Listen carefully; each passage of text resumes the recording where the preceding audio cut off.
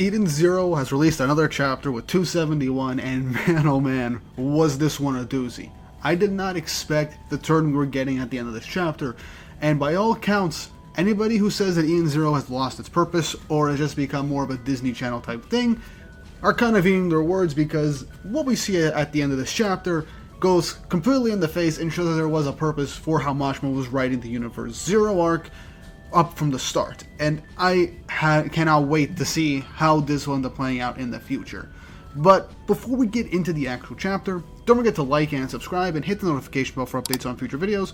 Really helps, and it shows you guys enjoy the content I make here on the channel and shows you want to see more. Starting around February, I might cut back on the Eden Zero reviews just to focus on some of my other stuff, but we'll see how this goes. If the reviews end up doing a lot better, then I'll keep it up for as long as I possibly can. But I might be doing a bit too much at the moment, so I might just lower things just a little bit. But that out of the way, let's just get right into the chapter. So chapter 271 of Eden Zero, titled Their Lives or the Future. Very apt title for this chapter, let me tell you, with an image of Shiki, as he is basically the main focus of this chapter, especially towards the end.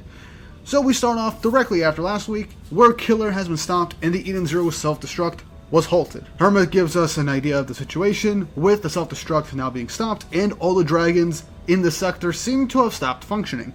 Wise comes out from the dive room as he just says, that should give us some time to breathe. We get an image of a destroyed area, which I presume is where Killer was, and where Laguna basically dealt the finishing blow. We then cut to Witch, as she says now they only need to check in on Shiki and Rebecca to see if they're doing okay, as they're going to face Void. Sister just says the obvious, that they're probably fine. Valkyrie goes on to say that the ship seems to be safe, and Homura says that it's honestly a relief. Laguna says that he's still on board the one right now, asking what he's supposed to do. Clean asks if there's anybody on the ship, and Laguna says there's not even a soul there. So Jin says that the two of them are going to meet him on the one. Which says that it should probably be best to destroy the one. And in all honesty, I agree. We have no idea what other secrets or backup contingencies that thing has in the future. So we gotta probably get rid of it. It's one of the bigger threats we have at the moment. Hermit gets ready and reboots the Eden Zero systems. All the lights turn on and everything gets set to basically go back to normal for the ship. We then cut to Ziggy and Void. Both of them are facing each other. And Ziggy just goes on to say, so, you designed your face based on a simulation of what you'd look like as a grown man. Well, it's no wonder you'd end up taking after Shiki. Makes you wonder if Void would potentially take after Rebecca in terms of looks, maybe. That would actually be pretty interesting. The evil Rebecca theory is something that's been very strong ever since the big Ziggy reveal back in the Kaede War arc. But anyway, Ziggy goes on to say, but you are nothing more than a consciousness and you have no physical form. And you were originally human. But Void goes on to say, the past is irrelevant. This is what I must do. As we then get a big 2-page spread of Mother, as we see Shiki and Rebecca make it to her. As Void's last line in this chapter is, I must destroy Mother. Shiki and Rebecca look over towards her and they realize just how large Mother actually is. And we knew Mother was going to be huge, but she's on another level of huge. Like, maybe some asteroid, moon level maybe? I have no clue. I'm very bad at measuring some things. But it's just really amazing that they finally see that Mother is actually real and that they finally met her. Mother opens her eyes and meets Shiki and Rebecca as they're hovering in front of her. She then essentially says, I've been expecting you, Shiki, as Shiki is obviously confused. Mother goes on to state, at the end of your exceptionally long journey, your adventure has brought you here at last. Rebecca is wondering how Mother knows Shiki, and Mother goes on to say, I will now give you 2 options from which you must choose. Whichever option you choose, it will surely come to pass, and that which you do not choose will surely not come to pass. You have my word as the mother of the cosmos. Shiki kind of tells her to stop for a second, and he's like, what do you mean by this? Why should I have to make some kind of decision?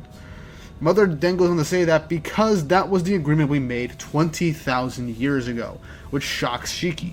Now, a bunch of people, this honestly more or less kind of confirms that Shiki has either been reincarnated 20,000 years later through the power of Mother due to some kind of agreement that she's mentioning they mentioned, or maybe some other mystical cosmic stuff or time travel thing That would be an interesting way to go about things. And it's already been like, what, the 3rd or 4th chapter in a row without a 20,000 year flashback.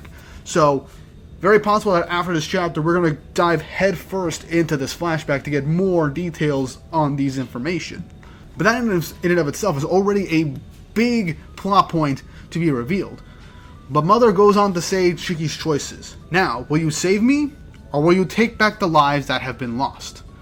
With another 2-page spread on Mother, as she goes on to explain, if you save me, I will reclaim my rightful powers and assure unbroken peace from now into eternity. If you save the lives that were lost, I will cease to exist, and so I cannot guarantee your future. But those you hold dear will be restored to life. Shiki then goes on to say the very obvious thing that he would say and says, what? I don't even need to think about it. Mother, I choose to save you. But Mother goes on to say that that would mean the lives that were lost will never return. Shiki says, well, nobody's dead in this world, as we all kind of figured when Eden Zero entered this arc. But Mother goes on to say that there seems to have been a misunderstanding. As she goes on to say, the world of Universe Zero has not been finalized. Whether someone will live or die has yet to be determined. So should you choose to save me, the following will be certainties. The death of Valkyrie, the death of Witch, the death of all who live in this world but died in others. Ziggy, Elsie, Wise's mother, and many more. As Shiki is entirely shocked, as Mother says, knowing that, can you still choose to save me? Ending the chapter with the reveal that Shiki has to choose to whether save Mother and save the entirety of the universe, or choose to save his friends and doom the universe. That is a big choice. I legitimately did not see that coming. I cannot believe that Mashima pulled one over on us like this, and I like that he reintroduced these characters that are now alive in Universe Zero, and revealed that the fact that they're even alive in this universe is because Mother hasn't been saved yet, and all the branching timelines with their deaths that end up occurring have not been 100% set in stone. So now, if Shiki saves Mother, the futures that they have seen, the deaths that happen, will be permanent, and they cannot be brought back to life, meaning Witch, Valkyrie, and everyone else are going to be completely dead.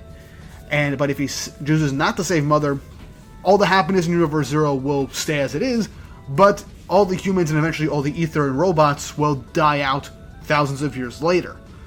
That is a very difficult choice. Now, we all kind of expect Shiki to probably come up with some other big third option that'll save everybody, which that would be possible, and maybe it'll cause the sacrifice of him at some point. There's still a lot to think about, but I'm very curious to see how we got to this level. What was the agreement seemingly Shiki made with Mother 20,000 years ago? What happened to the Shining Stars? That's still yet to be fully explained. And how will Shiki end up saving the day at this point? There are a lot of questions that we need answers to, and I cannot wait for the next chapter. But what do you guys think? How do you feel about these reveals for Universe Zero, for Shiki? What do you think is going to happen in the future? Will there be some sort of third option that will save everybody? Will Shiki end up having to make a difficult decision and Mashima basically put him in a situation where he has to do one or the other? Even though I do believe if he picked one or the other, it would go against Shiki's character. But either way, I'm excited to see what happens next. Leave your comments down below on your thoughts and theories for the future of the series. And if you haven't already, like and subscribe and hit the notification bell for updates on future videos. Really helps and ensures you guys enjoy the content I make here on the channel and show that you want to see more. And with all that said and done, I hope you all have an awesome day.